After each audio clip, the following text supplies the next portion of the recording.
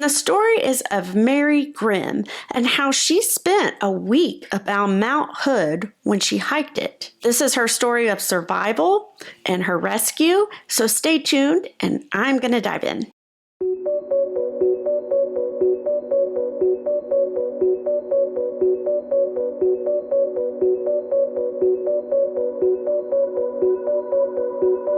In March of 2013, a barreling snowstorm would just come crazily upon Mount Hood, and Mary Grimm would be hiking it. She had no idea that she would be battling, by the time this was all over, hunger, dehydration, fear, and even delirium, injuries as well. So her story is quite miraculous. When Mary was young, she loved the outdoors. She was adventurous. That's what she did. She had like a determination and a drive. Plus, she was stubborn. Her father says he tried to teach her to be cautious and safe as she grew. But Mary's determination, and again, that stubbornness kind of took over. She had always wanted to climb Mount Hood, and she even told her loved ones as she grew up that one day I'll do it. She did, however, make a promise to her father that she wouldn't do it alone. Well, she finally got that chance to hike it in 2013.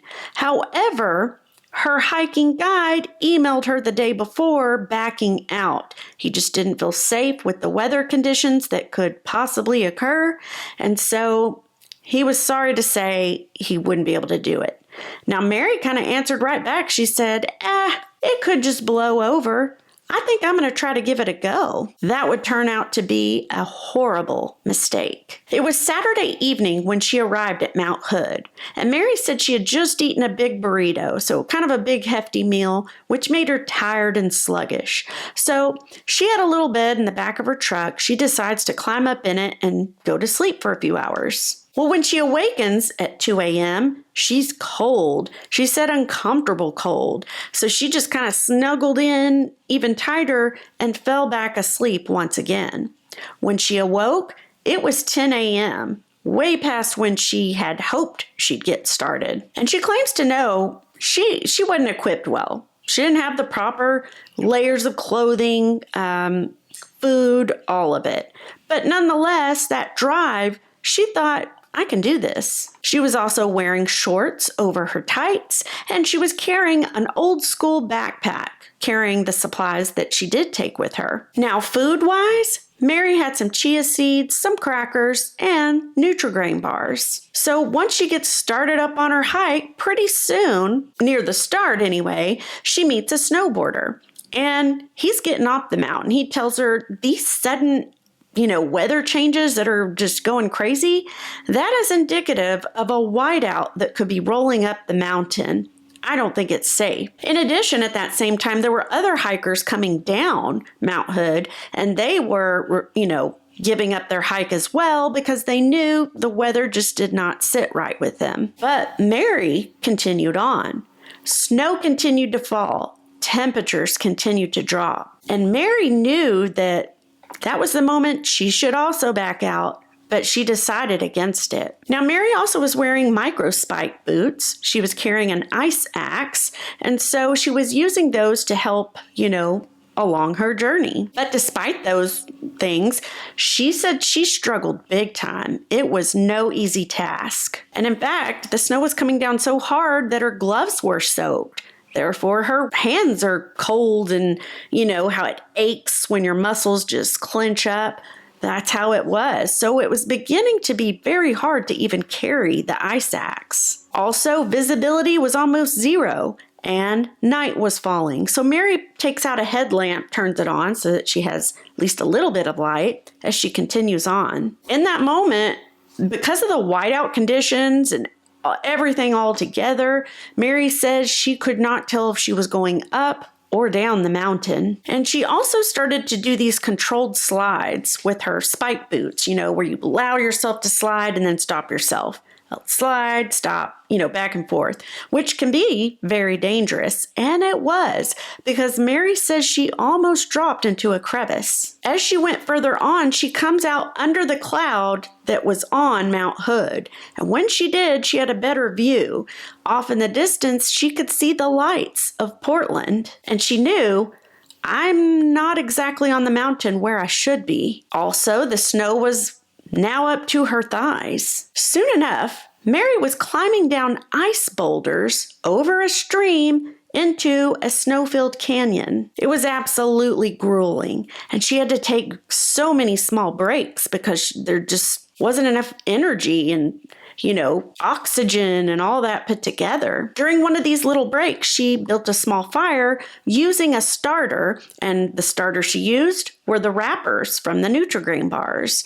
So that was able to give her a little bit of warmth. Also, during one of those little breaks, Mary fell asleep for about 40 minutes, and when she awoke, she was quite disoriented. She began to walk, and now, as she dropped down, the snow was up to her chest. In the distance, she saw a slope of trees, and she knew it's got to be more shallow out that way, not as deep of snow. So she tries to make her way over. Once she gets over there, she realizes she was right. Not as much snow. Well, as she continues climbing again, it starts getting steeper and steeper and steeper, and she's using her ice axe. It's still grueling and tough to keep on going, but she's doing it. But eventually the ice axe slips, and she falls. And she falls all the way down, all that way she had come. And she said her body just pinballed, hitting tree trunks as she fell. When she finally landed, she's shocked and kind of knocked out of it. And she thinks, okay, I got to see if I have any broken bones. So she begins to move her limbs. She can do so. So she's like, okay, I don't think I have any broken bones. That's good. She was quite shocked that just occurred and that she just made it through all that. But when she tried to stand up, she knew something was very wrong with her left leg. Due to the situation, it was getting dark again. She decides, I'm going to hunker down here and further assess when it's light in the morning. So with her good foot, she makes some leeway with the snow, shovels it out of the way, makes a little kind of cave, if you will, to try to drop down into and huddle into for the night. It was that night, as she's lying there, that she says, for the first time, she comes to the realization, I might die out here. Once light comes, Mary ends up pulling out a small camera that she brought with her, and she tapes just a little snippet of a video talking to her loved ones because she didn't know if she was going to live through this, and she wanted to leave behind something so that hopefully somebody would find it and her family would be able to know what happened. So she cries and she makes that tape. Around this time was when her father, he didn't know where she was. And Mount Hood was the furthest from his mind because, again, she had made the promise she wouldn't do it alone.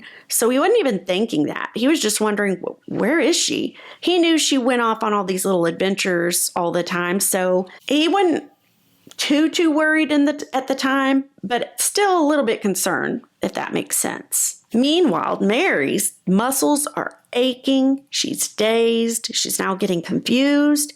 And she's nodding off to sleep all the time because there's just not enough energy. Well, she begins to have these dreams and hallucinations, if you will, and she has them up to the point, till she gets rescued almost.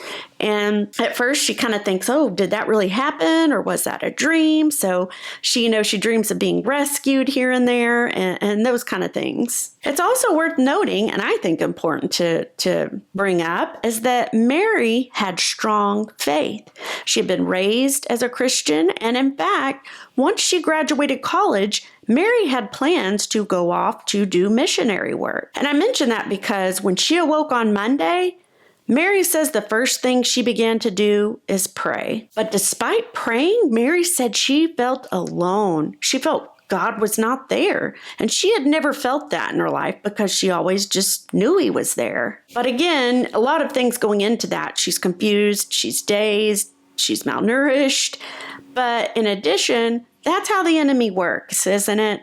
He tries to get you while you're down. So I'm sure he was just making her feel like she had no one and that God wasn't there as well. And so that Monday morning, Mary also evaluates her injuries and her left leg. She notices that she has a huge gash about 7 inches long and an inch wide. However, it's not bleeding or anything, so that's good. So she takes part of her tights that she was wearing and she wraps it up good and tight. In addition, she realizes when she tries to stand again that her right foot is sprained. So due to her injuries and also due to the spot she was at, she wasn't covered by trees. It was a good spot for visibility for anybody searching for her. So she decides, I'm just going to stay put for a while. Hopefully, I'll be saved here. Well, she ends up the next day having to crab walk once again to a safer area. And that's due to some small avalanche snow that was beginning to fall. So she knows she has to get out of there and she can't quite walk that well because of her injuries.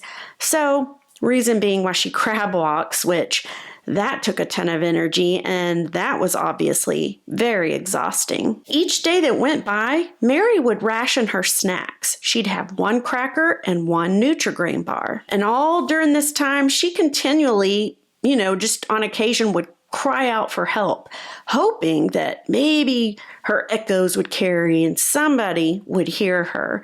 But unfortunately, that just did not happen. Mary was delirious still from dehydration, poor nutrition, and of course, the elements. Well, Wednesday comes and she has to crab walk again to another safer spot to be in. She said that this is about the time she began to have thoughts of wanting to end it all because the pain, it was just so unbearable.